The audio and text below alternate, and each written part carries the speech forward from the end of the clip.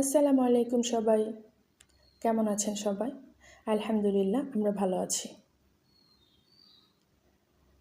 আজকে আমি একটা রান্না শেয়ার করব, সেটা হচ্ছে ইলিশ মাছের মাথা দিয়ে পালং শাক রান্না করব। অবশ্যই ইলিশের মাথা দিয়ে আমার কাছে কচু শাক খেতেও ভালো লাগে।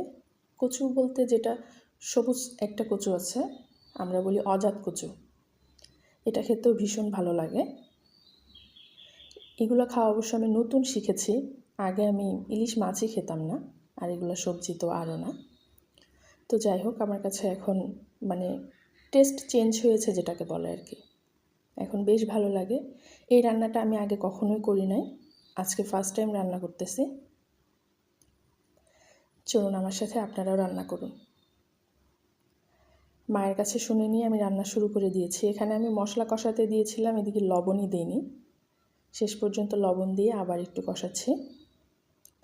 এখানে মাছে যেরকম মশলা লাগে, শুধু আমরা মাছে আদা খাই না, আর ইলিশে তো আরও না, তো যা যা মাছের মশলা আছে সব কিছু দিয়ে মশলাটাকে কষিয়ে এরপর আমি মাথাটা দিয়ে দিয়েছি।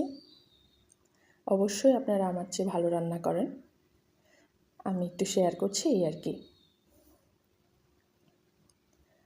তো মশলার সাথে আমি মাছের মাথাটাকেও একটু কষিয়ে নিব। আর এখানে আমার কাছে মনে হলো যে শুধু শাক দিলে এর মধ্যে যদি একটা আলু দেওয়া যায় হয়তো বা বেশি মজা হবে। এরপর আমি বেশি না, একটা আলু দিয়েছি, একটা কি দুইটা হবে, যাই হোক অল্প পরিমাণে আলু দিয়ে এবার আমি আলুটাকেও মাছের সাথে একটু কষাই নিব। কে কে এরকম ইলিশ মাছের মাথা দিয়ে এরকম শাক খেতে পছন্দ করেন? ও আচ্ছা, পুঁই শাক দিয়েও কিন্তু ভীষণ মজার হয় ইলিশের মাথা দিয়ে রান্না করলে। এর আগে বেশ কয়েকবার আমি পুঁই শাক দিয়ে খেয়েছি, আজকে আমি ফার্স্ট টাইম পালং শাক দিয়ে রান্না করব, আশা করছি এটাও ভালো লাগবে।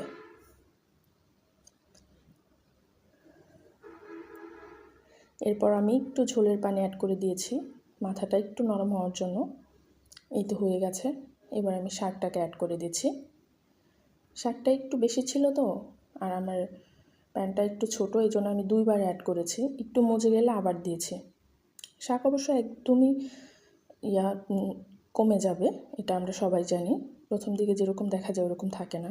অবশ্য এই জিনিসটা দেখতেও ভালো লাগে আমার, যে প্রথমে প্যানে ধরেই না, এরপর আস্তে আস্তে আস্তে আস্তে একদম কমে যায়, জিনিসটা দেখতে ভালো লাগে।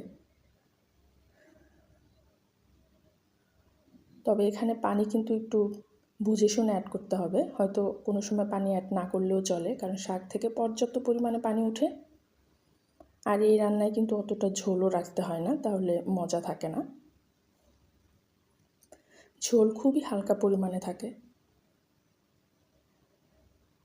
আলু আর মাছটা তো আমার প্রায় রান্না হয়ে গিয়েছিল আগে, এবার শাকটা হয়ে গেলেই রান্না ডান, শাক হতে বেশি সময় লাগে না।